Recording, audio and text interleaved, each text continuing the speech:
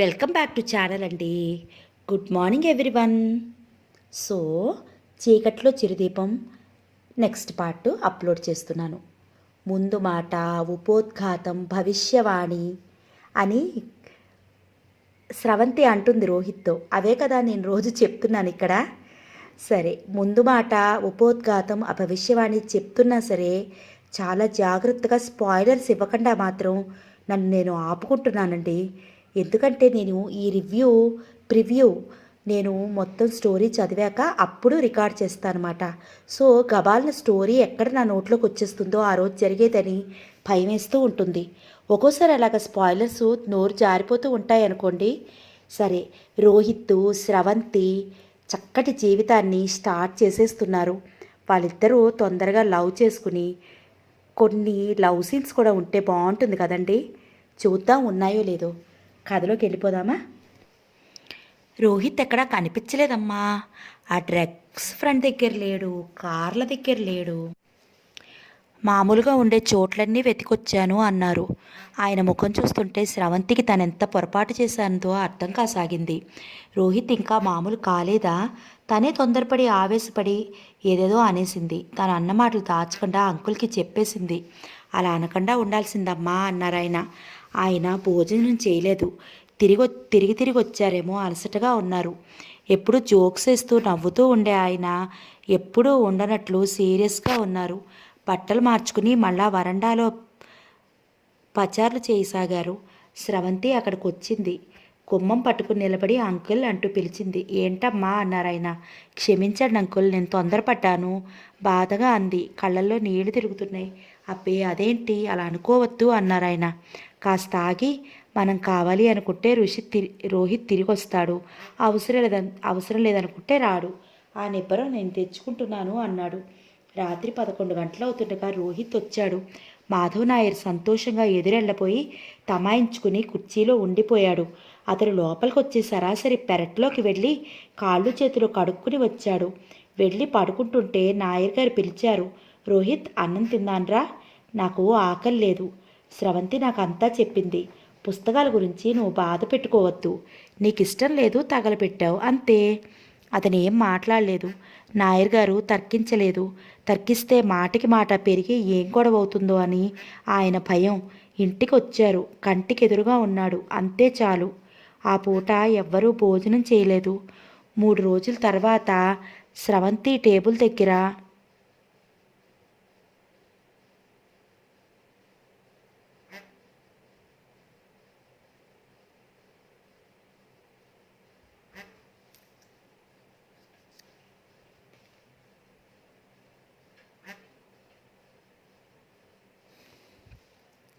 కూర్చుని ఉత్తరం రాస్తోంది. టేబుల్ మీద ఎదురుగా సడన్గా వచ్చి 100 రూపాయల కాగితాలు 4 చెల్లాచెదురుగా పడ్డాయి. తలెత్తి చూసింది. ఎదురుగా రోహిత్ నిలబడి ఉన్నాడు. అతన్ని డబ్బుని మార్చి మార్చి చూసింది. ఏంటిది? పుస్తకాలకి డబ్బు. స్రవంతి ఏదో అనబోయి పెదవులు కదిలి అంతలోనే మాట గొంతులోకి మింగేసింది. భయపడకు, నేను ఈ డబ్బు ఏ కార్ల దగ్గర అడుక్కుని తీసుకురాలేదు, ఏ ఇంట్లోనూ దొంగతనం చేసి తేలేదు. స్రవంతి కళ్ళల్లో చివ్వుని నీళ్లు చిమ్ముకునొచ్చాయి. అతను ఆ మాటే కాస్త స్నేహంగా చెప్పి ఉంటే ఎంత బాగుండేది. వెంటనే అతన్ని క్షమార్పణ కోరేది. తను ఎంత క్షోభపడుతోందో చెప్పేసేది. స్రవంతి ఏం తర్కించలేదు. మౌనంగా ఆ డబ్బు తీసి డ్రాయర్లో పెట్టి మళ్ళీ రాసుకోసాగింది. అతను వెళ్ళి బట్టలు మార్చుకుని బాత్రూంలోకి వెళ్ళి స్నానం చేసి వచ్చాడు. స్రవంతి ఇంకా రాసుకుంటూనే ఉంది. నాకు అన్నం ఉందా ఇంట్లో అడిగాడు. 3 రోజుల నుంచి అతని ఇంట్లో భోజనం చేయటం లేదు. స్రవంతి కాగితాలు తీసి పక్కన పెట్టి లేచి వంటింట్లోకి వెళ్ళింది. గిన్నెలు తెచ్చి టేబుల్ మీద పెడుతుంటే అతను ర్యాక్లో ఉన్న ప్లేట్స్ తెచ్చి పెట్టాడు. మంచినీళ్ళు తెచ్చి పెట్టుకున్నాడు. స్రవంతికి కూడా అతను ప్లేట్స్ పెట్టడం చూసి నేను తిన్నాను అంది. పొద్దుట ఎప్పుడోగా తిన్నది, మళ్ళా నాతో కాస్త తినొచ్చు అన్నాడు. తనే ఇద్దరికీ వడ్డిస్తూ. స్రవంతి కూర్చుంది. మౌనంగా తినసాగింది. అతని జేబులోంచి ఇంకో 100 తీసి స్రవంతి పక్కన పెట్టాడు. ఇంటి ఖర్చులో ఇది నా షేర్. ఇప్పటికీ ఇంతే ఉంది. ముందు ముందు ఇంకా ఎక్కువ ఇవ్వటానికి ప్రయత్నిస్తాను. స్రవంతి మాట్లాడలేదు, ఊరుకుంది.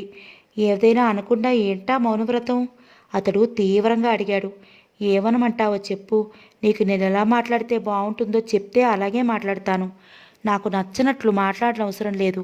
నువ్వుగా ఉంటే చాలు, సంతోషిస్తాను బిగ్గరగా అన్నాడు. నువ్వు కూడా నన్ను బాధ పెట్టకుండా ఉంటే నేను కూడా సంతోషిస్తాను. స్రవంతి కూడా బిగ్గరగానే అంది. 3 రోజుల నుంచి పడుతున్న బాధ ఆవేశంగా కట్టలు తెచ్చుకున్నట్లు ఉబ్బికి వస్తోంది.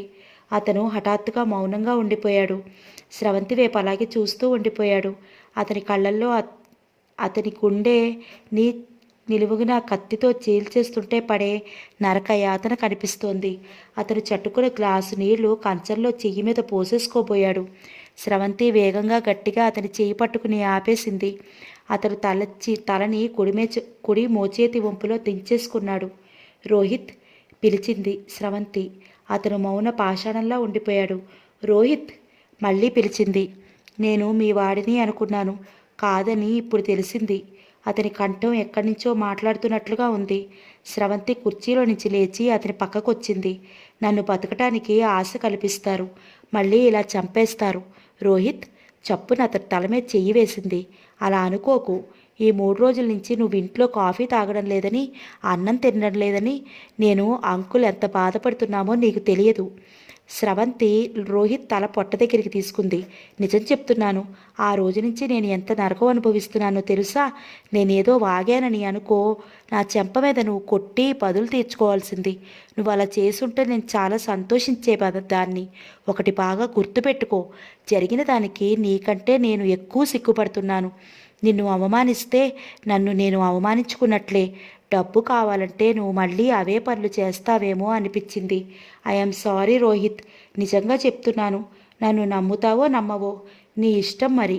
రోహిత్ హఠాత్తుగా స్రవంతి నడుం చుట్టూ చేతులు పెనవేసి ఒడిలో కూర్చోబెట్టుకుని గుండెల్లో ముఖం దాచుకున్నాడు. అతని నోటితో సారీ అనలేదు, కానీ అతను కూడా జరిగిన దానికి పశ్చాత్తాపడుతున్నాడని తెలుస్తూనే ఉంది. అన్నం పెడతాన్రా. స్రవంతి అతని ఒడిలో కూర్చునే ప్లేట్లో అన్నం తీసి అతని నోటికి అందిస్తూ తినిపించసాగింది. అతను కూడా స్రవంతికి తినిపించాడు. నాయర్ గారు వచ్చేసరికి ఇద్దరు నవ్వుతూ క్యారం బోర్డ్ ఆడుతున్నారు. ఆయన ఈ వాతావరణం చూసి ఆశ్చర్యపోయారు.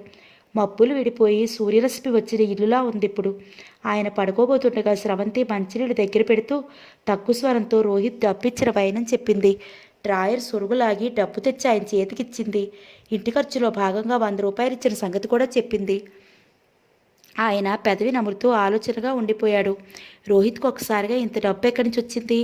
పోలీసులు ఏ క్షణమైనా వచ్చి తలుపు తట్టరు కదా. ఆ మర్నాడు ఉదయం కాఫీ తాగుతుండగా అన్నాడు, చూడు రోహిత్, మనకి డబ్బు చాలా ఉంది. ఇన్నాళ్ళు నేను చాలా దాచి ఉంచాను. రిటైర్ అయిన డబ్బు వచ్చింది, ఇన్సూరెన్స్ పాలసీ ప్రీమియం వచ్చింది. మనకి డబ్బు ఎలా ఖర్చు పెట్టాలా అని చూడాలి అని నసికాడు. షర్ట్ వేసుకుని ఎక్కడికో వెళ్ళటానికి తయారవుతున్న రోహిత్ గుండీలు పెట్టుకుంటూ, డబ్బు మీ దగ్గర ఉందని తెలుసు, కానీ అది సంపాదించడంలో థ్రిల్ నన్ను కూడా అనుభవించలేను డాడీ అన్నాడు. ఆయన రోహిత్ వైపు అలాగే చూస్తున్నారు. స్రవంతికి చాలా సంతోషం వేసింది. తను నిన్నటి నుంచి పోరి ఈరోజు చెప్పే థ్యాంక్స్ నాయర్ గారిని ఇలా డాడీ అని పిలవటం దాకా పిలవండి అని చెప్పి అతని చేత అనిపించింది. రోహిత్ వెళ్ళిపోయాడు. నాయర్ గారు వెంటనే స్రవంతి స్రవంతి అని కేకలు పెట్టి పిలిచాడు. రోహిత్ ఏమని పిలిచాడో విన్నావా అన్నారు సంబరంగా. విన్నానంకుల్ అంది చిరునవ్వుతో. ఆయన ముఖంలో ఆనందం స్రవంతికి చూడముచ్చట వేసింది. ఆ సాయంత్రం ఆయన వాకిట్లో ఇంచే స్రవంతి స్రవంతి అని బిగ్గరగా పిలుస్తూ వచ్చాడు. ఆసరా నుంచి అప్పుడే వచ్చి వంట ప్రయత్నంలో ఉన్న స్రవంతి ఏంటి అంకుల్ అంది. నీకు తెలుసా?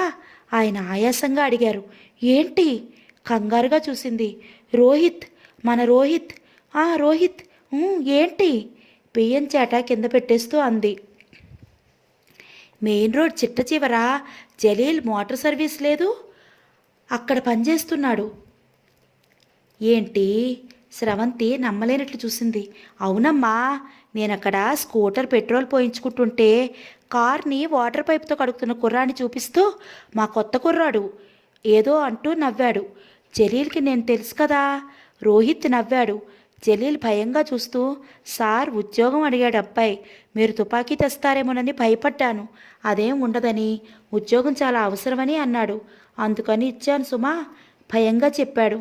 నేను కూడా నవ్వాను. ఉద్యోగం ఇవ్వకపోయినట్లయితే నిజంగా తుపాకీ పుచ్చుకుని వచ్చేవాడిని. మా అబ్బాయి అడగటం నువ్వు కాదంటవునా అన్నాడు. నిజంగానా అంకుల్? అడ్వాన్స్ అడిగి తీసుకున్నాడట. అక్కడికే పొద్దుటే వెళ్తున్నాడు. అలాగా? స్రవంతి వెళ్ళి డ్రాయర్ తెరిచి డబ్బు చూసింది. అయితే ఇది ఇతని కష్టార్జితం అన్నమాట అంది.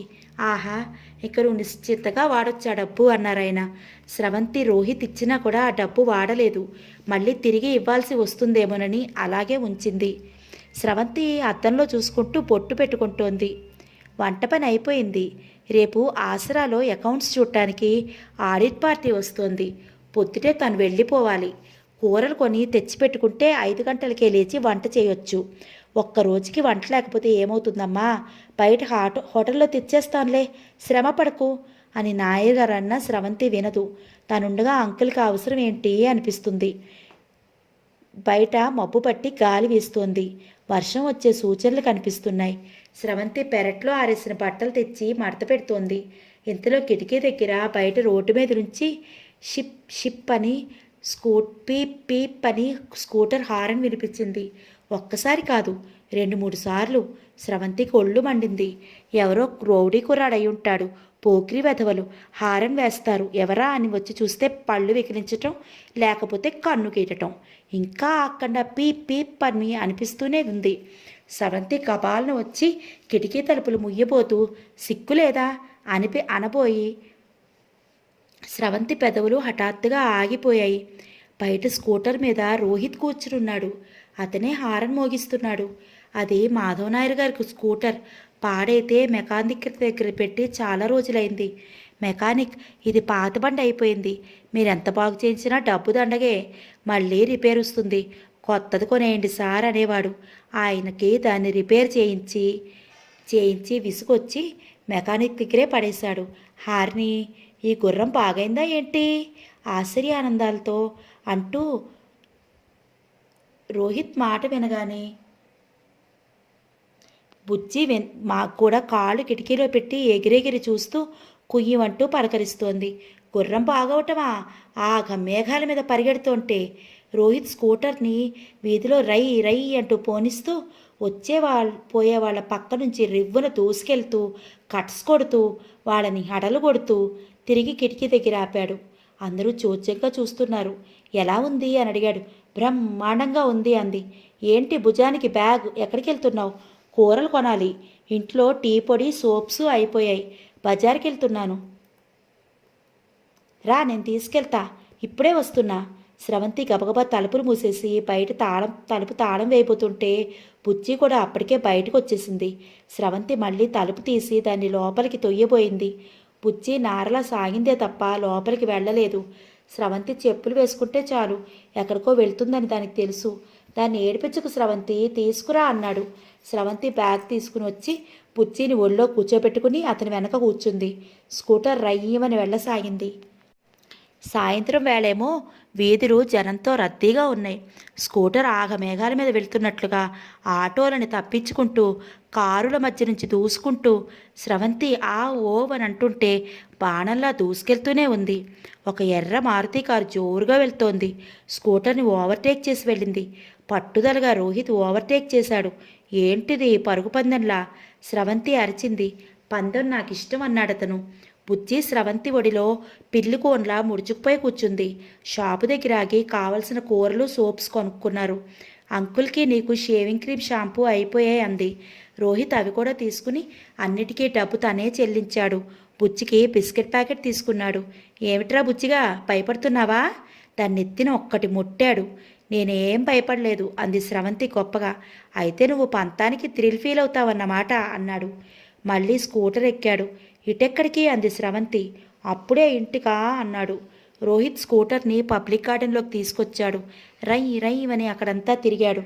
అక్కడి నుంచి మళ్ళీ రోడ్డు మీదకి వచ్చాడు. వాన మొదలైంది. బుజ్జి నెత్తిన చీర కొంగు కప్పింది స్రవంతి. వాన జోరుగానే వీస్తూ ఉంది. మళ్ళీ రోడ్డు మీదకి వచ్చారు. స్కూటర్ నడుపుతున్న రోహిత్ స్పీడ్గా పోనిస్తున్నాడు. ట్యాంక్ బండి మీదుగా వెళ్తుంటే రోహిత్ వానగా ఉంది జాగ్రత్త అని అరిచింది. నీ ప్రాణానికి నా ప్రాణం అడ్డు, సరేనా అన్నాడు. ఇద్దరూ పూర్తిగా తడిసిపోయారు. వాన జల్లు నీటి తోరణాల్లా పడుతుంటే వాటి మధ్య నుంచి రిఫ్ఫును వెళ్ళటం అదొక అనుభూతి. చీకటి పడింది. వాన ఉధృతం కాస్త తగ్గింది. లైట్లు ఎలిగాయి. వానలో తలిసిన రోడ్లు రంగురంగుల లైట్ల కాంతి పడి మెరుస్తున్నాయి. అతడు స్కూటర్ మీద వేగంగా దేన్ని లక్ష్య పెట్టకుండా వెళ్ళటం స్రవంతికి అద్భుతమైన అనుభూతి. అంకుల్తో చాలాసార్లు వెళ్ళింది, కానీ ఆయన జాగ్రత్తగా నిదానంగా వెళ్తారు.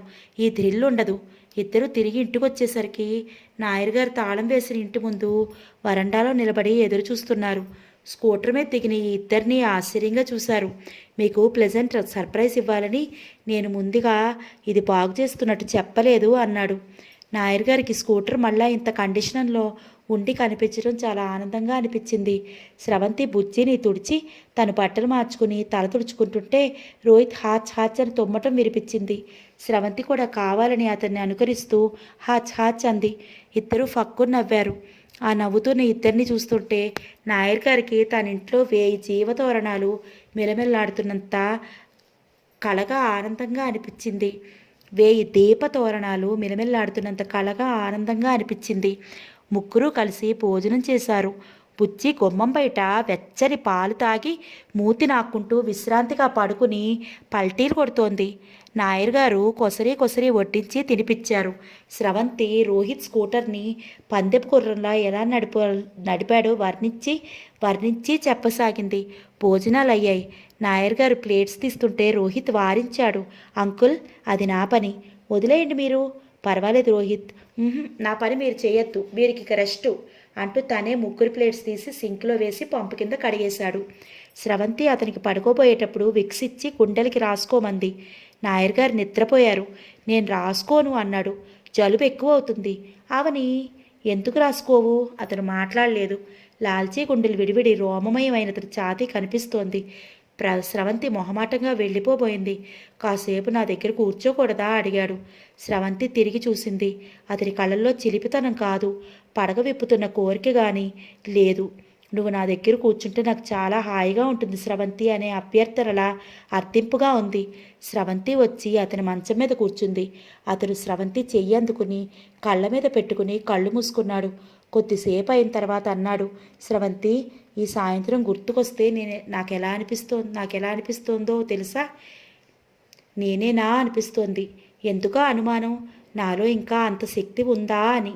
అతను ఆశ్చర్యంగా తనలో తాను అనుకుంటున్నట్లుగా అన్నాడు. స్రవంతి క్షణక్రితం అతని దగ్గరికి రావటానికి కలిగిన బెదురు భయం తొలగిపోయాయి. నువ్వు తలుచుకుంటే ఇంకా ఇంకా చాలా పనులు చేయగలవు రోహిత్. నీ మనసుకు ఆ శక్తి ఉంది. అంకుల్ ఏమంటున్నారో తెలుసా? నీతో ఏమైనా బిజినెస్ పెట్టిస్తారట. డాక్టర్ గారు నీ గురించి ఎంత సంతోషంగా ఉన్నారో. స్రవంతి చేతిలోని సీసాలో విక్సి తీసి అతని ఛాతీకి రాయసాగింది. అది చాలా మామూలు దినచర్యలా ఉంది. నేను నీ కృతజ్ఞతలు చెప్పాలి. ఎందుకట? నా ఈ శక్తికి నువ్వే కారణం. మళ్ళీ జీవితం అంటే ఉత్సాహం ఏర్పడింది. చాలించి పొగడ్తలు. అయితే నేను వెళ్ళిపోతాను. స్రవంతి లేవబోయింది. అతను చెయ్యి పట్టి ఆపాడు. కూర్చుండిపోయింది. స్రవంతిని అతని దగ్గరగా లాక్కున్నాడు. అతని చెయ్యి స్రవంతి మెడ మీద పడింది. ఆమె ముఖం దగ్గరగా వచ్చి అతని ముఖానికి ఆనింది. నన్ను ఎప్పుడూ వదిలి వెళ్ళొద్దు స్రవంతి, నిజం చెప్తున్నాను, నేను బ్రతకలేను అన్నాడు రోహిత్. అతని వెచ్చటి ఊపిరి ఆమె ముఖానికి తగులుతోంది. అతను చేతులు చాచి స్రవంతి శరీరాన్ని కాదు, మనసుని దగ్గరికి తీసుకుంటున్నట్లుగా ఉంది. స్రవంతి రోహిత్ శరీరం బాగా దారుఢ్యంగా అవటానికి అనేక జాగ్రత్తలు తీసుకునేది. నాగరత్నమ్మ గారు చెప్పిన సలహా ప్రకారం రోజు రాత్రి వేళ ఆవిరి మీద కుడుమేసి ప్రొద్దుటే రోహిత్ చేత తినిపించేది. ఒక్కొక్క రోజు రోహిత్ విసుక్కునేవాడు. అబ్బా స్రవంతి, ఇది తిని తిని విసుక్కుపడుతోంది.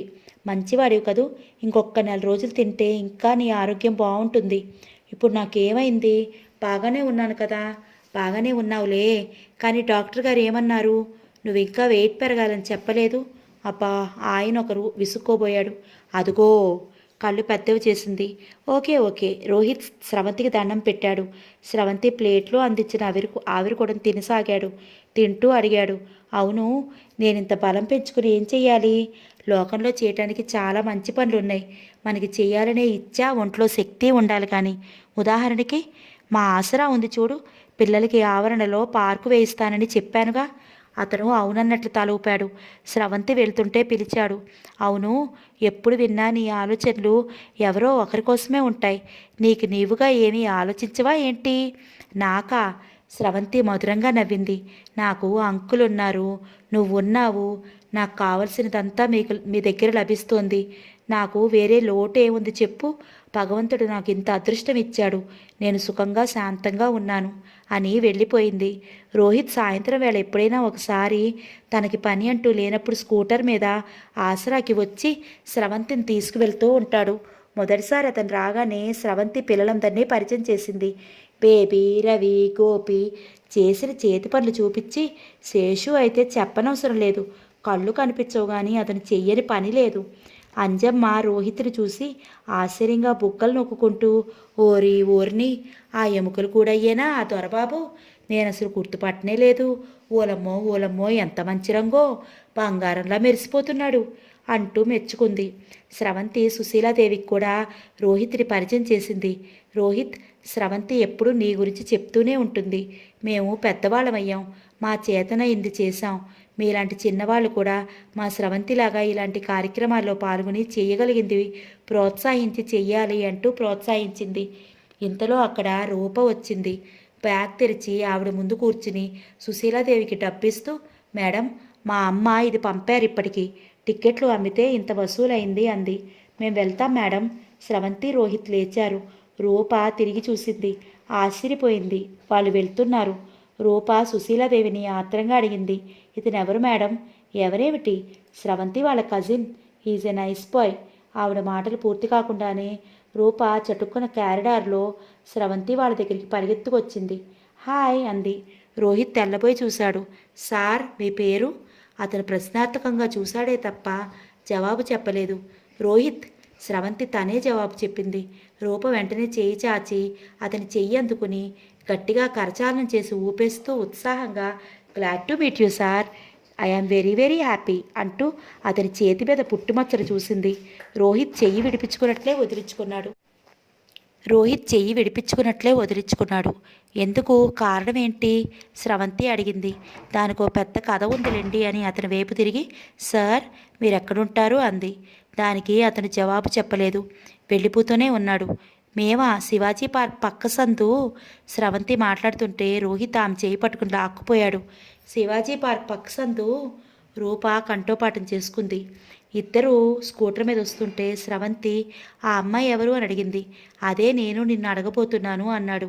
నీకు తెలియదా అంది స్రవంతి. తెలిస్తే తెలియనట్లు నాటకం చేస్తానా? అతను కోపంగా అన్నాడు. ఇంతలో ఒక స్కూటర్ అతను దాటి వెళ్ళాడు. రోహిత్ రయ్యని అతని ఓవర్టేక్ చేశాడు. అదుగో అదుగో, చాలాసార్లు చూశాను. ఎందుకు అలా చేస్తావు? నా అలవాటు అన్నాడు. ఇంటికి వచ్చిన తర్వాత కూడా అతను కోపంగానే ఉన్నాడు. స్రవంతి టీ కలిపిచ్చి తెచ్చిస్తే, నన్ను అవమానించేవాళ్ళు నాకేం టీ ఇవ్వనవసరం లేదన్నాడు. సారీ అన్నానుగా అంది స్రవంతి చిరునవ్వుతో. ఇంకెప్పుడు అనకు అన్నాడు అతను తీసుకుంటూ. ఆ రాత్రి భోజనం అయిన తర్వాత ఆ కుంటి గుడ్డి పిల్లల్ని చూస్తుంటే నీకు జుగుప్సగా అనిపించదా? స్రవంతి చదువుకుంటూనే అంటే అడిగాడు. వాళ్ళని చూస్తే నాకు సంతోషం వేస్తుంది అంది. ఎందుకని అడిగాడు. వాళ్ళని భగవంతుడు ఏదో రకంగా శరీర నిర్మాణంలో లోపం చేసి అవిటి వాళ్ళని చేశాడు. అయినా సరే వాళ్ళు ఆ లోపం చూసుకుని దిగులు పడకుండా తాము దురదృష్టవంతులు అంటూ తిట్టుకుంటూ కూర్చోరు. చచ్చిపోవాలని ఆత్మహత్యా ప్రయత్నం చెయ్యరు. ఉన్న శక్తితోనే తమకి వచ్చిన విద్యని, అమోఘమైన శక్తిని ప్రదర్శించడానికి ప్రయత్నిస్తూ బ్రతకటానికి ఆధారం కల్పించుకుంటున్నారు. సంతోషంగా ఉంటున్నారు. వారి ప్రయత్నం నిజంగా మెచ్చుకోతగినది. వారు శారీరకంగా బలహీనలు కావచ్చు కానీ మానసికంగా బలవంతులు. భగవంతుడి మీద వారికి కసి లేదు. తమని తాము తిట్టుకుంటూ అందంగా ఉన్న వారిని ద్వేషిస్తూ జీవితం వృధా చేసుకోరు. జీవితాన్ని ఉన్నంతలో ఏ విధంగా ఆనందంగా గడుపుదామా అని చూస్తారు. ఆ శరీర నిర్మాణ లోపం వారి జీవితంలో ఒక భాగంగా సర్దుకుంటారు. ఈ దృక్పథం ఉందే, అది చాలా మెచ్చుకోవలసింది. రోహిత్, నేను వారిని చూస్తున్నాను. నా చుట్టుపక్కల ఉండే ఈ మామూలు మనుషుల్ని చూస్తున్నాను. వీరు శారీరక రకంగా ఎలాంటి లోపం లేకుండా ఆరోగ్యవంతులు, అందగాళ్ళు కావచ్చు. కానీ మానసికంగా ఎంతటి కురూపులు. పక్కవారిని చూస్తే ఈర్ష్య, ద్వేషం, ఎంతసేపు తమ బతికేంటో తమే చూసుకునే స్వార్థం, తమకి ఉన్నదాంతో సంతోషపడకుండా ఎదుటివాటి కోసం కూడా ఎప్పుడూ అర్రులు చాస్తూ ఆశాభంగాలు పడుతూ అశాంతిగా అవుతూ వారి బ్రతుకు నరకం చేసుకుని చుట్టూ ఉండే వారి జీవితాలు వ్యధామయం చేస్తారు. వీరి కోరికలకి అంతే ఉండదు. ఎన్ని ఉన్నా సరే లేదని అసంతృప్తి అనే కార్చిచ్చు వారి మనసుల్లో వారే రగిల్చుకుంటారు. మనకి ఉన్నది ఒకే ఒక జీవితం, దీన్ని వీలైనంత శాంతిగా బతుకుదామా అని అనుకోరు. ఎప్పుడూ దేనికో ఆరాటం, దేనికో బ్రతుకు వేట. మనలో 180 మంది ఇలాగే జీవితాన్ని వ్యర్థం చేసేసుకుంటూ ఉంటారు. నాకు వాళ్ళని చూస్తే జాలేస్తుంది. పుస్తకం పట్టుకున్న రోహిత్ లేచి స్రవంతి కుర్చీ వెనక్గా వచ్చాడు. స్రవంతి కుర్చీ మీద చెయ్యి ఆనిస్తూ, నువ్వు చెప్పింది నిజమే స్రవంతి. నాకు అర్థం కానిది ఏంటంటే నీకింత వివరంగా ఆలోచించగల శక్తి ఎలా లభించిందా అని. చిన్నప్పుడే చాలా బాధలు పడ్డాను. బాధలు పడిన మనిషి నెగిటివ్ థాట్కి వెళ్తారే అన్నాడు. కాదు, బహుశా డాడీ నాకంతా వివరించి చెప్పటం వల్లనేమో. అవును రోహిత్, డాడీ చాలా చక్కగా చిన్నప్పుడు చెప్పేవారు. తర్వాత నాకు ఇంకా వివరంగా ఆలోచించటం అభ్యాసం అయిపోయింది. అలాంటి తల్లిదండ్రులు ఉండటం ఎంత అదృష్టం. అవును, నాకు మా అమ్మ తెలీదు. నేను పుట్టిన 12వ రోజునే పోయిందట. డాడీయే నాకు అమ్మ అన్నట్లు పెంచారు. నువ్వు చాలా అదృష్టవంతురాలివి. స్రవంతి తలెత్తి తన వెనుక నిలబడిన అతన్ని చూస్తూ, నువ్వు కాదంటావా అంది. అతను కుర్చీ మీదకి వంగి స్రవంతి కళ్ళల్లోనికి చూశాడు. చాలా తగ్గు స్వరంతో, ఇదివరకు ఇలా అనుకునేవాణ్ణి, ఇప్పుడు కాదు. అందుకేంటి కారణం? అతడు చూపుడు వేలుతో స్రవంతి పాపిట్లో రాస్తూ, ఇప్పుడు నాకు స్రవంతి అనే స్నేహితురాలు దొరికింది కాబట్టి అన్నాడు. అతని కళ్ళు ఆ మాటని ఎంతో అపురూపంగా చెప్తున్నట్లు చూస్తున్నాయి. రోహిత్ ఆ నెల మామూలుగా ఇచ్చేదానికంటే ఎక్కువ డబ్బిచ్చాడు. ఇదేమిటి అంది స్రవంతి ఆశ్చర్యంగా. డబ్బు ఎక్కువ ఉందేంటి అనుకుంటూ మళ్ళీ లెక్క పట్టింది. కానీ మళ్ళీ అంతే ఉంది. కంగారు పడకు, నేను ఎక్కువ ఇచ్చాను అన్నాడు షర్టు విప్పి హ్యాంగర్కి తగిలిస్తూ. జీతం పెంచారేంటి? ఆనందంగా అడిగింది. మరి సాయంత్రం 4 నుంచి రాత్రి 8 గంటల వరకు సింగ్ పెద్దన్న పెట్టుకున్న మోటార్ డ్రైవింగ్ స్కూల్లో డ్రైవింగ్ నేర్పడానికి చేరాను. ఎందుకు? అవసరం ఏంటి? మనకిప్పుడు డబ్బు చాలటం లేదా ఏంటి? నీకు చెప్పానుగా, నెలకి 300 రూపాయలు మిగిల్చి బ్యాంకులో వేస్తున్నానని అంది స్రవంతి. నువ్వు ఇంటికి వచ్చేసరికి ఎంత లేదన్నా 8 గంటలు అవుతుంది. అప్పటి వరకు నేనేం చేయాలి? 5 గంటలకు ఇంటికి వచ్చి కూర్చుంటే బోర్ కొడుతోంది. అంకుల్ 9 గంటల వరకు వీడియో లైబ్రరీ నుంచి రారు. ఏం చేయను రోహిత్, పిల్లలకి భోజనాలు పెట్టమంటే వాళ్ళు వంటంతా మింగి వాళ్ళ కడుపులు కాలుస్తున్నారు. అంజమ్మ చెప్పినా వింటం లేదు. అందుకని 7 గంటలకి వారికి భోజనాల సంగతి చూసేసి వస్తున్నాను అంది స్రవంతి. రేపు పెళ్ళైతే ఏం చేస్తావు స్రవంతి అన్నాడు నవ్వుతూ. పెళ్ళైతేనా? స్రవంతి కళ్ళు ఆలోచనగా చూశాయి. నన్ను అర్థం చేసుకుని ఆసరాలో పనిచేయటానికి ఇష్టపడే వ్యక్తినే చేసుకుంటాను. ముందే చెప్పేస్తున్నాను. ఆసరా నా శరీరంలో కాళ్ళు చేతుల్లా నా జీవితంలో ఒక ముఖ్య భాగం అని అంది. రోహిత్ నవ్వాడు. వచ్చిన అతను ఒప్పుకోకపోతే ఒప్పుకున్న వ్యక్తినే చేసుకుంటాను. స్రవంతి డబ్బు బీరువాలో పెడుతుంటే రోహిత్ వెనక నుంచి చెప్పాడు, ఈ డబ్బు బ్యాంకులో వేయొద్దు. మరేం చేయను? అంకుల్కి నీకు ఏదైనా కొనాలి. నాకేం అవసరం లేదు. అంకుల్కి. స్రవంతి ఆలోచనగా చూసింది. అంకుల్కి పాపం ఆ పడక్కుర్చీ సరిగా లేదు, అవస్థ పడుతున్నారు. నర్సాపురం టైప్ పడక్కుర్చీ, వెడల్పుగా వెనక్కి జారి పడుకోవటానికి వీలుగా హాయిగా ఉంటుంది అంది. బజార్ వెళ్దాం పదా అన్నాడు అతను వెంటనే. 10 నిమిషాల్లో రెడీ అయ్యి ఇద్దరూ బజార్ వచ్చారు. ఆ టైప్ కుర్చీ ఏ షాపులోని దొరకలేదు. సగం మంది షాప్ వాళ్ళకి ఆ కుర్చీ ఎలా ఉంటుందో అర్థం కానే లేదు. చివరికి ఒక పాత చెక్క సామాను అమ్మే కార్పెంటర్ దగ్గర దొరికింది. అదృష్టవశాత్తు అది కొత్తదే. ఒక డాక్టర్ గారు చెయ్యమని ఆర్డర్ ఇచ్చి కొడుకుల దగ్గరికి స్టేట్స్ వెళ్ళిపోయాడట. షాప్ అతను ధర ఎక్కువే చెప్పాడు. స్రవంతి బేరం ఆడబోతుంటే రోహిత్ కళ్ళతోనే కసిరాడు. అక్కడ పక్కన డ్రెస్సింగ్ టేబుల్ ఉంది. దానికి దూరంగా పక్కపక్కగా స్రవంతి రోహిత్ల ప్రతిబింబాలు కనిపించాయి. స్రవంతి రోహిత్ ప్రతిబింబం వైపు చూస్తూ వెక్కిరించింది. అతని పెదవుల మీద హాస్యరేఖ మెరిసింది. పడకుర్చీ ఇంటికి పంపించమని రోహిత్ అడ్రస్ ఇచ్చాడు. ఇద్దరూ ఇంటికి వచ్చేశారు. రాత్రి 8 గంటలైంది. స్రవంతి వంట చేస్తోంది. ముందు గదిలో మనుషుల మాటలు వినిపించాయి. ఎవరు అంది. పడకుర్చీ వచ్చిందన్నాడు. స్రవంతి ఆనందంగా బయటకు వచ్చింది. పడకుర్చీని కిటికీ దగ్గరగా గాలి చక్కగా వచ్చే చోట వేసింది. దాని పక్కనే చిన్ని స్టూల్ వేసింది. అంకుల్ పైప్ కాలుస్తూ పక్కన పెట్టడానికి, పుస్తకాలు ఉంచడానికి, ట్రాన్సిస్టర్ పెట్టుకోవడానికి అది పనికొస్తుంది. ఇంట్లోకి మనుషులు డ్రెస్సింగ్ టేబుల్ పట్టుకొస్తున్నారు. ఇదేమిటి? ఆశ్చర్యంగా కళ్ళు పెద్దవి చేస్తూ అంది. దీన్ని డ్రెస్సింగ్ టేబుల్ అంటారు అన్నాడు రోహిత్ చిరునవ్వుతో. డ్రెస్సింగ్ టేబుల్ గదిలో పెట్టి వచ్చిన వాళ్ళు వెళ్ళిపోయారు. స్రవంతి ఇంకా ఆశ్చర్యంగా ముందు గదిలో నిలబడి చూస్తోంది. రోహిత్ వీధి తలుపులు వేసి వచ్చాడు. స్రవంతిని చేయి పట్టుకుని గదిలోకి తీసుకెళ్లాడు. వెనక నుంచి భుజాల మీద చేతులు వేసి డ్రెస్సింగ్ టేబుల్ ఎదురుగా నిలబెట్టి, ఇది షాపులో చూడగానే ఇది నీకు బహుమతి అనుకున్నాను అన్నాడు. స్రవంతి ఇంకా ఆశ్చర్యంగా చూస్తోంది. ఇదెప్పుడు కొన్నావు అంది. నువ్వు ఆ ఫర్నిచర్ చూస్తుంటే షాప్ అతనితో మాట్లాడేశాను. డబ్బు దాని సంగతి నువ్వు వర్రీ అవ్వకు. ఎలా ఉంది చెప్పు. చాలా బాగుంది రోహిత్, దీని ఖరీదు ఆదుర్దాగా అంది. రోహిత్ స్రవంతి పక్కకు వచ్చి నిలబడి మెడ చుట్టూ చెయ్యి వేసి, ఖరీదు గురించి వర్రీ అవ్వద్దని చెప్పానా అన్నాడు. స్రవంతి అద్దంలో రోహిత్ ముఖం చూస్తోంది. హలో. అతను స్రవంతి ప్రతిబింబాన్ని పలకరించాడు. నమస్కారం రోహిత్ గారు అంది స్రవంతి చేతులు జోడిస్తూ అతని ప్రతిబింబంతో. అతను నవ్వాడు, ముఖం ఎత్తి బిగ్గరగా. ఫకాలమని నవ్వగానే కాంతివంతంగా అయి అతని ముఖం చూడముచ్చటగా ఉంది. స్రవంతి కూడా నవ్వుతోంది. థ్యాంక్స్ రోహిత్ అంది స్రవంతి. ఎందుకు? ఇది నాకు ఇచ్చినందుకు అద్దం చూపిస్తూ అంది. నువ్వు నాకు థ్యాంక్స్ చెప్పటమా? నేనే నీకు బతికున్నన్ని రోజులు చెప్పాలి. ఇదివరకు నా కోసం ఏదో ఒకటి చేస్తూ థ్యాంక్స్ చెప్పడం అలవాటు చేసావు కదా, అదే ఇక కొనసాగుతుంది. ఈ రోజుకి ఈ అద్దం నేను నీకు చెప్పే థ్యాంక్స్ అన్నాడు డ్రెస్సింగ్ టేబుల్ మీద కూర్చుంటూ. బాబోయ్ వద్దు వద్దు, నీ థ్యాంక్స్ చెప్పేయటం ఎప్పుడో అయిపోయింది అంది గాబరాగా. ఏమైపోలేదు, నిజం చెప్పాలంటే అసలు ఇప్పుడే మొదలైందనుకో. రోహిత్ వద్దన్నానా కోపం తెచ్చుకుంటూ అంది. ఇలాంటి బహుమానాలా ఇంకేవైనా ఉందా? వద్దనటానికి హక్కు లేదు డియర్. మై గాడ్, నా మాటనే నాకు ఎదురు తిప్పుతున్నావా? సీరియస్గా అనపోయి స్రవంతి ముఖం చూసి ఫక్కుని నవ్వేశాడు. రోహిత్ పొంగబూతు పెట్టింది. నన్ను చూసి నవ్వుతున్నావు. నాకు కోపం వస్తోంది, నేను వెళ్ళిపోతాను. స్రవంతి వెళ్ళిపోబోయింది. అతను చటుక్కున ఆపాడు. విసురుగా లాగడంతో ఆమె అతని దగ్గరగా వచ్చేసింది. స్రవంతి దూరంగా జరగబోతుంటే అతని ఎడమ చెయ్యి ఆమె నడుం చుట్టూ పడింది. అతను ఆమె గుండెల్లో ముఖం దాచుకున్నాడు. కదలకు అన్నాడు ఆర్తిగా. స్రవంతి అద్దంలో ఇద్దరి ప్రతిబింబాలు చూస్తోంది. తనకే ఆశ్చర్యంగా ఉంది. ఇద్దరూ ఇంత చనువుగా ఎప్పుడయ్యారు? ఇద్దరి మధ్య బిడియాలు మొహమాటాలు ఎప్పుడు పోయాయి? అతను హఠాత్తుగా ముఖం ఎత్తి స్రవంతి తలని వంచి పెదవుల మీద గాఢంగా ముద్దు పెట్టుకున్నాడు. నాయర్ గారు రాగానే పడకుర్చీ చూసి రోహిత్ తెచ్చాడని విని చాలా ముచ్చట పడిపోయాడు. అరెరే, ఇంత డబ్బెందుకు ఖర్చు పెట్టారు అన్నారు. అంకిల్, మీరు ఆ మాట అంటే రోహిత్ ఎగిరి పడతాడు, తనకి కోపం వస్తుంది అంది స్రవంతి బెదిరిస్తూ. అపెప్పే, ఊరికే అన్నాను, ఇది చాలా బాగుంది అన్నారు ఆయన. స్రవంతి డ్రెస్సింగ్ టేబుల్ చూపించింది. ఆయన ఇంకా ఆనందించారు.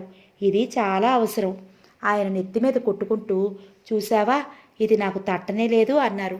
లేదంకుల్, ఇది నా కోసం మీరు మిగిల్చినట్లుగా ఉంది అన్నాడు రోహిత్. అతను స్రవంతి వైపు చూశాడు. స్రవంతికి గంట క్రితం అద్దం ముందు జరిగిన సంఘటన గుర్తుకొచ్చింది. అది ఒక తియ్యటి జ్ఞాపకం.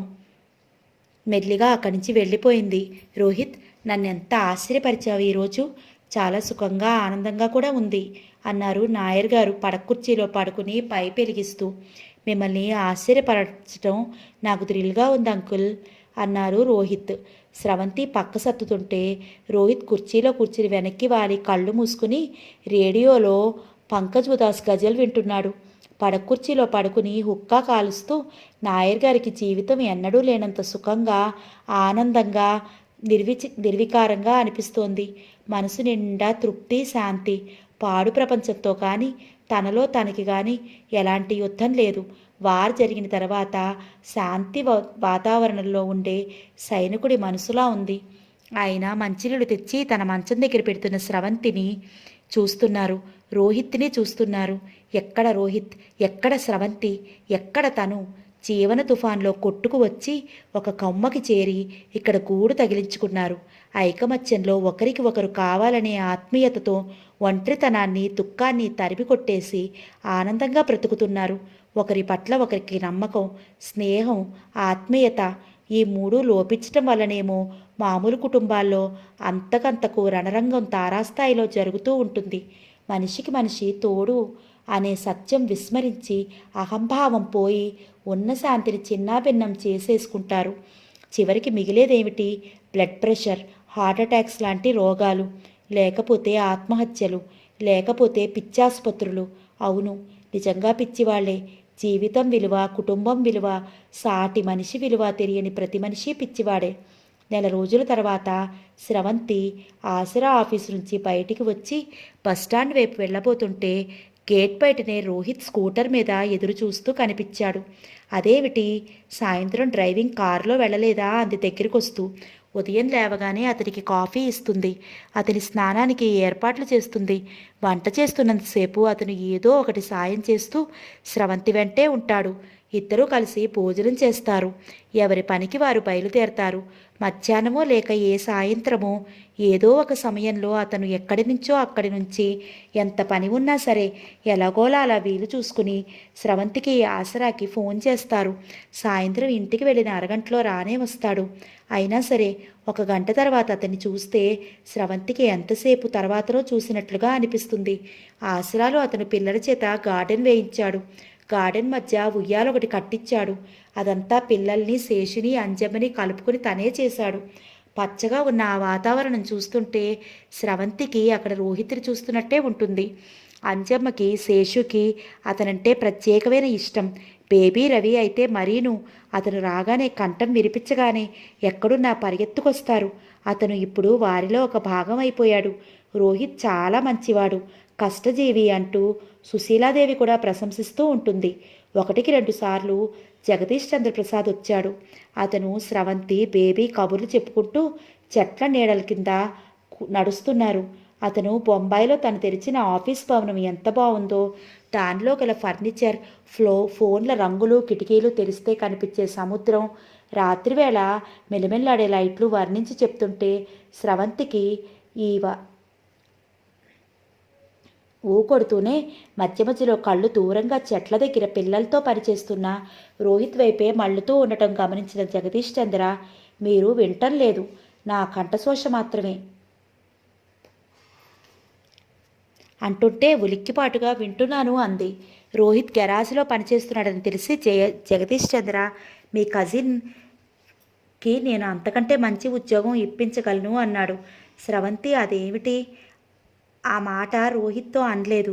రోహిత్ ఉద్యోగం చేసే చోట ఆనందంగా ఉన్నాడు. సింగ్ అతన్ని ప్రాణ సమానంగా చూస్తాడు. జీతం పెంచాడు. అదే కాకుండా ముఖ్యంగా ఆ గెరాజ్ తమ ఇంటి నుంచి ఆసరాకొచ్చే దోవలో ఉంది. అది చాలా సుఖం. రోహిత్ ఈరోజు ఉదయం కాఫీ తాగుతూనే పనుంది అంటూ వెళ్ళిపోయాడు.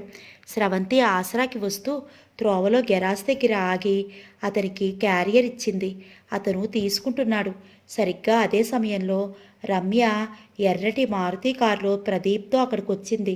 రమ్య రోహిత్ని చూడగానే హల్లో అంటూ పలకరించింది. స్రవంతిని చూడగానే ముఖం మార్చింది.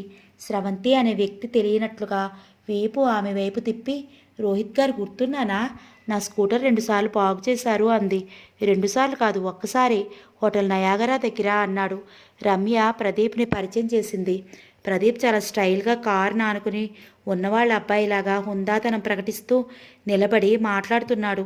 ఇంకో 2 కార్లు వచ్చాయి. స్రవంతి వెళ్ళిపోయింది. వెళ్తున్నాను రోహిత్ అంది. అతను ఇటు తిరిగి చూడలేదు. అన్నాడు. స్రవంతి ఆసరాకు వచ్చేసింది. రోహిత్ మామూలుగా ఫోన్ చేయలేదు. సాయంత్రం కూడా చేయలేదు. ఏ ఫోన్ మోగినా రోహిత్ అనుకుని ఎంతో ప్రేమగా హలో అనే స్రవంతికి అవతల వారు ఇంకెవరో కావటంతో ఆశాభంగం కలిగేది. భోజనం చేశాడో లేదో అనుకోసాగింది.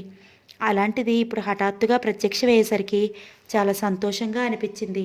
వచ్చి అతని వెనక స్కూటర్ మీద కూర్చుంది. ఫోన్ చేశావా? స్రవంతి సీట్ని పట్టు కూర్చుంది. నా నడుం చుట్టూ చేయేసి పట్టుకో అన్నాడు.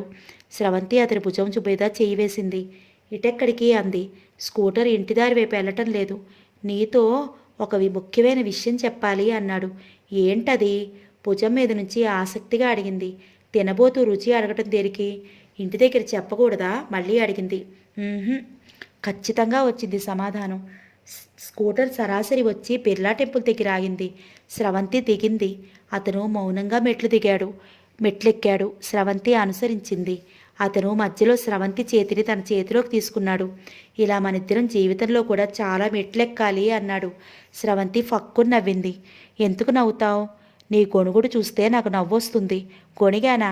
లేకపోతే ఏంటి?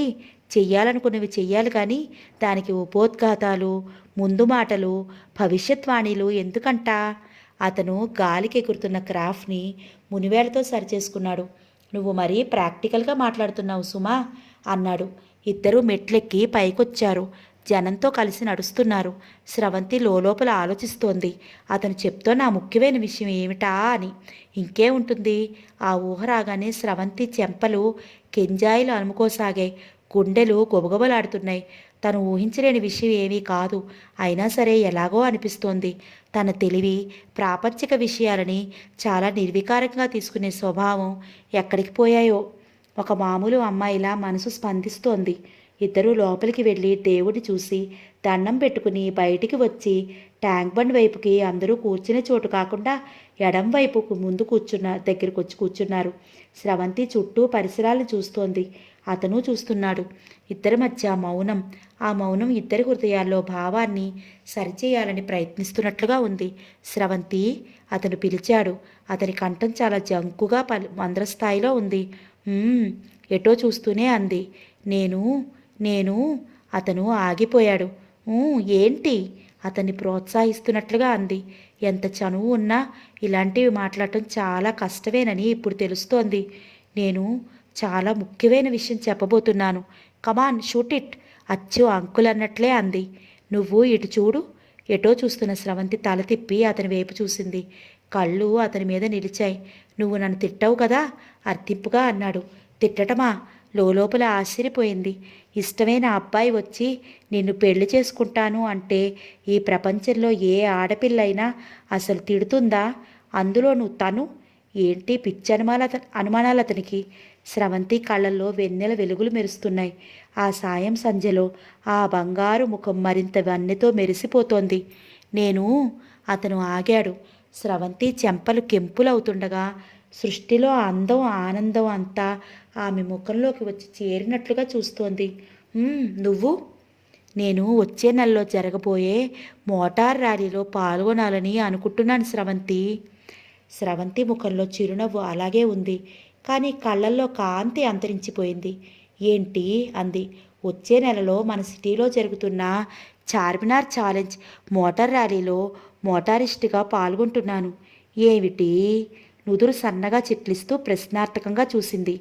ఒక సుందర ప్రపంచంలోకి రెక్కలు చాచుకుంటూ విహంగంలా వెళ్ళిపోయిన స్రవంతి మనసు పగ్గం వేసి యథార్థంలోకి లాగినట్లు మెల్లమెల్లగా ఈ లోకంలోకి వస్తోంది. స్రవంతికి ఒక మెట్టు దిగువన కూర్చుని ఉన్న రోహిత్ స్రవంతి చేతిని తన చేతుల్లోకి తీసుకుని గట్టిగా పట్టుకుని చెప్పసాగాడు. సింగ్ తన తమ్ముడు ఫియట్ కార్ ఇస్తానని అన్నాడు. ఇప్పుడప్పుడే ఎవరికీ చెప్పదలుచుకోలేదు. ముఖ్యంగా అంకుల్కి. ఆయన మోటార్ ర్యాలీ అంటే రిస్క్ ఉంటుందని భయపడతారు. నన్ను వద్దు అంటారు. అందుకని ముందుగా నేను పాల్గొంటానని చెప్పలేదు. సింగ్ కొడుకుని తర్ఫీదు చేస్తున్నానని చెప్తాను. అంకుల్తో అబద్ధమా? స్రవంతి అది జరగని పని అన్నట్లు చూసింది. ఇది ఆయనకి అబద్ధం చెప్పటం కానీ మోసపుచ్చటం కానీ కాదు. ఆయనకి చెప్పకుండా మనిద్దరం వెళ్ళి పడకుర్చీ తీసుకొచ్చి ఆయన్ని సర్ప్రైజ్ చేయలేదు. ఇది కూడా అలాగే. అంకుల్కి లాస్ట్ మినిట్ వరకు నేను ఇందులో పాల్గొంటానని తెలియకూడదు. దీనికి నీ సాయం కావాలి. కానీ స్రవంతి తీవ్రంగా అభ్యంతరం చెప్పబోయింది. మోటార్ వాహనాల పోటీ గురించి పూర్తిగా కాకపోయినా తనకి బాగానే తెలుసు. సుశీలాదేవి గారి అబ్బాయి ప్రదీప్ పాల్గొంటాడు. అతను ఎప్పుడూ మొత్తుకుంటూ ఉంటుంది. కానీ అదెంతో ప్రమాదం. రోహిత్ ఆరోగ్యం ఇప్పుడే బాగుపడింది. అతను దృఢంగా ఆరోగ్యంగా ఉన్నాడు. స్రవంతి ప్లీజ్. రోహిత్ అర్థిస్తున్నట్లుగా తన చేతుల్లో ఉన్న స్రవంతి చెయ్యి నొక్కాడు. నువ్వు కాదనద్దు. నువ్వు కాదంటే నేను వెళ్ళను. అసలు ఆలోచనే విరమించుకుంటాను. శారీరకంగా మానసికంగా నేను పూర్తిగా బలవంతుడిగా అయ్యానో లేదో నన్ను నేను టెస్ట్ చేసుకోవటానికి ఇది ఒక అవకాశం. స్రవంతి ప్లీజ్. అర్థిస్తున్నట్లు చూస్తున్న అతని కళ్ళల్లోని బేలతనం తదేకంగా చూస్తోంది. అతను అంతగా కోరుకుంటున్న దాన్ని కాదంటే అది ఒకవేళ అతను మానేసినా మనసులో ఆశాభంగం మెదులుతూనే ఉంటుంది. ఏం చేయటం? కాదనటానికి నోరు రావటం లేదు. అవుననటానికి మనసు ఒప్పుకోవటం లేదు. ఏమంటావు అడిగాడు. కానీ రోహిత్ నాకు భయమేస్తోంది. నీకేం భయం వద్దు. నేను అన్ని సంగతులు జాగ్రత్త పడతాను అని స్రవంతి అరచేతిలో చెయ్యానిస్తూ అన్నాడు. గాలికి అతని చుట్టూ సన్నగా రెపరెపలాడుతోంది. అతని కళ్ళల్లో ఒక దీక్ష పట్టుదల కనిపిస్తున్నాయి. అతను ఆ పని చేయాలని అంత కోరికగా ఉన్నప్పుడు తను అతన్ని అందులో నుంచి దూరంగా లాగి కూడా లాభం లేదేమో. కానీ అంకుల్కి చెప్పకపోవటం స్రవంతి మనసు చదివేస్తున్నట్లు అన్నాడతను. అంకుల్కి చిట్ట చివరి రోజులు చెప్తాను స్రవంతి. అంతవరకు ఇది మనిద్దరి మధ్య ఉండే రహస్యం. అంకుల్ ఏమీ అనరు. నీకు తెలుసుగా స్రవంతి, అంకుల్ హఠాత్తుగా ఎదురయ్యే ఆశ్చర్యాన్ని, ఆనందాన్ని మహా ఇష్టపడతారు. అనుకోనివి ఎదురవటంలోనే జీవితంలో థ్రిల్ ఉంటుందంటారు. ఆయన ఈ ఆశ్చర్యం చాలా ఎంజాయ్ చేస్తారు. కావాలంటే నేను నీతో బెట్ కడతాను. ముందే చెప్పేస్తాననుకో. అఫ్కోర్స్ ముందు వద్దు అని గొడవ చేసినా నేను మొండి పట్టు పడితే ఒప్పుకుంటారు. ఆయనని నేను ఎలాగోలాగా ఒప్పించగలను. కానీ ఇప్పటి నుంచే ఆయన దాని గురించి ఒకటే ఆలోచిస్తూ ఆదుర్దాపడుతూ వర్రీ అవుతూ ఉంటారు. అసలే బ్లడ్ ప్రెషర్ మనిషి. అందువల్ల నాకు ఇష్టం లేదు. ఆయనకి ఏదైనా కాస్త తేడా చేసినా నాకు ఈ ర్యాలీ మీద ఇంట్రెస్ట్ పోతుంది, ఏకాగ్రత తగ్గుతుంది. అంకుల్ని మనం మోసం చేయటం అవదా ఇది? మళ్ళీ అడిగింది. అంకుల్ని మనం మోసం చేయటం అవదా ఇది? మళ్ళీ అడిగింది. చెప్పానుగా. ఇది కూడా చెప్పకుండా పడకుర్చీ తీసుకురావడం లాంటిదే ఆయనకి. మత్తుమందు వ్యసనం ఉన్నప్పుడు నేను ఎంత తలవంపులు తెచ్చాను. ఆయన కాస్త కూడా విసుక్కోలేదు, సహించారు. ఆయనకి అత్యంత గౌరవ ప్రతిష్టలు తెచ్చే పని ఏదైనా చెయ్యాలని నాకు చాలా తపనగా ఉంది. ఇది ఒక్కటే నాకు చేతనైన మార్గం అనిపించింది.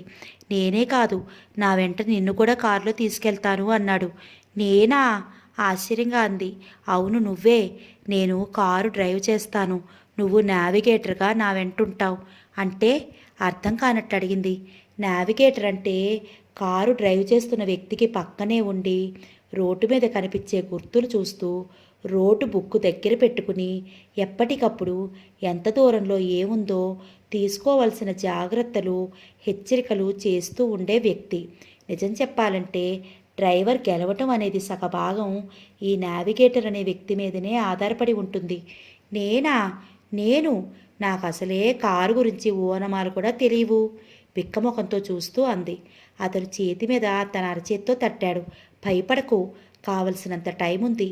నేను ముందు నిన్ను ట్రైన్ చేస్తాను. నాకు రాదు రోహిత్, నీకు వస్తుంది బెట్.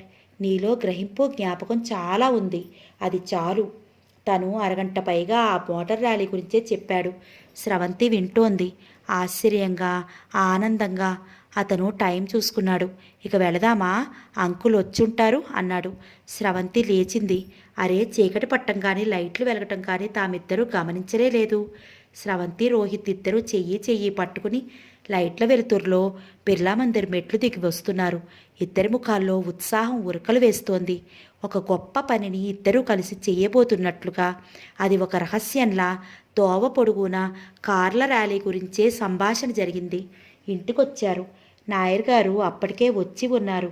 కిలకిల్లాడుతున్నట్లు కూల్గా నవ్వుతూ లోపలికి వచ్చిన ఇద్దరు ఆయన చూడగానే అక్కడే ఆగిపోయారు. ఒక్కసారిగా ఆగిపోయారు. ఆయన ఇద్దరినీ చూశారు. ఇద్దరి ముఖాల్లో ఉత్సాహం ఉరకలు వేస్తోంది. కళ్ళల్లో కోటి కాంతిపుంజాలు వెలుగులీంతున్నాయి. ఏమిటర్రా, ఏమైనా విశేషం ఉందా? ఏమైనా నాకు చెప్పాలనుకుంటున్నారా అన్నారాయన. అంకుల్ అంది స్రవంతి. రోహిత్ మెల్లగా చెయ్యి గిల్లాడు. ఏం లేదు అంది వెంటనే. భోజనాలు అయ్యాయి. ఇద్దరు వంట ఇంట్లో పనిచేస్తూ ఒకటే గుసగుసలు. ఆయన మంచినీళ్ళ కోసం గుమ్మం దగ్గరికి వచ్చారు.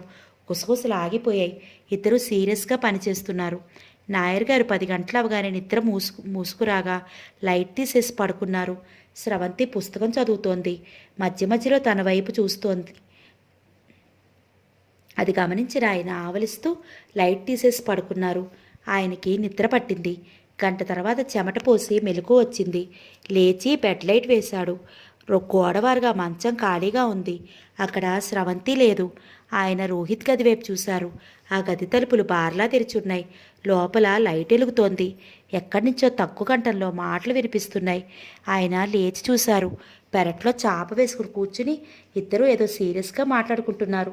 పెరట్లో లైట్ వెలుగుతోంది. రోహిత్ స్రవంతిని కూర్చోపెట్టి ఏదో చెప్తున్నాడు. స్రవంతి మోకాళ్ళ మీద గెడ్డ వానించుకుని కూర్చుని శ్రద్ధగా అతను చెప్పేది వింటోంది. దూరంగా ఉండటం, వాళ్ళు మెల్లగా మాట్లాడటంతో ఆయన చెవులు రిక్కించి విన్నా వారి మాటలు అర్థం కాలేదు. అదేంటో తెలియలేదు. ఆయన వచ్చి పడుకున్నాడు. రోహిత్ పూర్తిగా ఆరోగ్యవంతుడయ్యాడు. డాక్టర్ అతనికి వివాహం చేయవచ్చునని చెప్పాడు. నాయర్ గారు ఆ విషయమే ఆలోచిస్తున్నాడు. వారిద్దరికీ పెళ్ళైతే తన భవిష్యత్ ఇంక సీల్ వేసినట్లే. తన అదృష్టం. పిల్లలిద్దరూ చాలా మంచివాళ్ళు. అంకుల్, ఈరోజు సాయంత్రం సినిమాకి వెళ్తాం, స్రవంతి అడిగింది. అలాగేనమ్మా, సంతోషంగా అన్నారాయన జేబులో నుంచి డబ్బు తీసిస్తూ. చూడండి, ఆటోలో వెళ్ళి ఆటోలో రండి, డబ్బు పొదుపు చేయాలని అనుకోవద్దన్నారు నాయర్ గారు. ఆయనకి వారం రోజుల క్రిందట ఆ రోజు ఉదయం కాఫీ తాగుతుండగా రోహిత్ దగ్గరికి వచ్చి, అంకుల్, నేను సింగ్ అబ్బాయికి మోటార్ ర్యాలీలో పాల్గొనడానికి తర్ఫీదిస్తున్నాను. ఇంటికి రావడం అప్పుడప్పుడు ఆలస్యం అవుతుంది, మీరేం కంగారు పడకండి అన్నాడు. అలాగే, ఈ మాట నాకు కాదు స్రవంతికి చెప్పన్నారాయన. అప్పటినుంచి రోహిత్ సరిగా ఇంటి పట్టున ఉండటం లేదు. ఒకరోజు, అంకుల్, నాకేం తోచడం లేదు, నేను కూడా రోహిత్ దగ్గరికి వెళ్ళనా అని అడిగింది స్రవంతి ఒకరోజు. వెళ్ళమ్మా, పద, నేను దించొస్తాను. ఆయన వెంటనే షర్ట్ వేసుకుని స్రవంతిని గెరాస్ దగ్గర దించి వచ్చారు. రోహిత్ కారుకి ఏదో చేస్తున్నాడు. ఆయన ఇంటికి వస్తే అనిపించింది లాభం లేదు, రోహిత్ని మందలించాలి. స్రవంతిని వదిలేసి పని అంటున్నాడు. ఆ మర్నాడు ఆయనే స్రవంతిని వెంట తీసుకెళ్లమని రోహిత్ని పురమాయించారు. ఆ రోజు ఆలస్యంగా ఇంటికి వస్తారని ఆసరాకి మధ్యాహ్నం ఫోన్ చేస్తే స్రవంతి లేదు, వెళ్ళిపోయింది అన్నారు. ఇంటికొస్తే స్రవంతి ఇంకా రాలేదు. కొద్దిసేపు అయిన తర్వాత రోహిత్, స్రవంతి ఇద్దరూ కలిసి వచ్చారు. ఇద్దరి ముఖాలు చాలా అలసటగా ఉన్నాయి. ఏంటి అలా ఉన్నారు, పోట్లాడుకున్నారా ఏంటి అనుకున్నారాయన. ఆ రోజు రూప వచ్చింది స్నేహితురాలతో. నాకు డ్రైవింగ్ నేర్పాలి, డబ్బెంతైనా ఇస్తాను అంది. అదిగో మీ శిష్యురాలు వచ్చింది. స్రవంతి స్నానం చేస్తున్న రోహిత్కి బాత్రూమ్ తలుపు తట్టి చెప్పింది. ఎవరు అన్నాడు రోహిత్ అర్థం కాక. మీ శిష్యురాలు. రోహిత్ స్నానం చేసి తల తుడుచుకుంటూ బయటకు వచ్చాడు. అక్కడ రూపా ఫ్రెండ్స్ కూర్చుని ఉన్నారు.